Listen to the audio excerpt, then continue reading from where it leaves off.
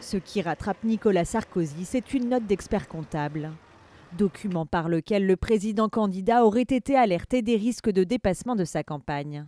L'enjeu pour la défense du chef des Républicains, mettre un maximum de distance pour que l'affaire Big Malion ne se transforme pas en affaire Sarkozy. L'affaire Big Malion, ce sont des faits de faux, d'usage de faux, ce sont des faits d'escroquerie, pardonnez du peu, au préjudice de l'État pour 22,5 millions d'euros.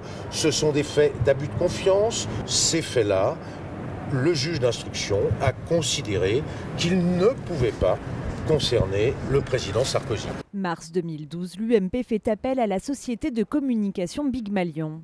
Rapidement, les meetings au coût exorbitant s'enchaînent, comme celui de Villepinte, 3 millions d'euros. Le candidat Sarkozy explose le plafond légal de campagne, 22,5 millions d'euros par candidat.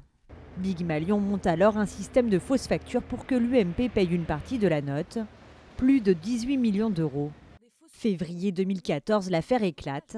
Nicolas Sarkozy dit tout ignorer et pointe du doigt le chef de l'UMP de l'époque, Jean-François Copé. On se retrouve dans une affaire, comme très souvent dans les affaires politico-financières quand même, où finalement personne n'était au courant de rien et qui est coupable, c'est le comptable qui a rangé les factures à droite au lieu de les ranger à gauche. Dans cette affaire, Jean-François Copé a lui un statut de témoin assisté.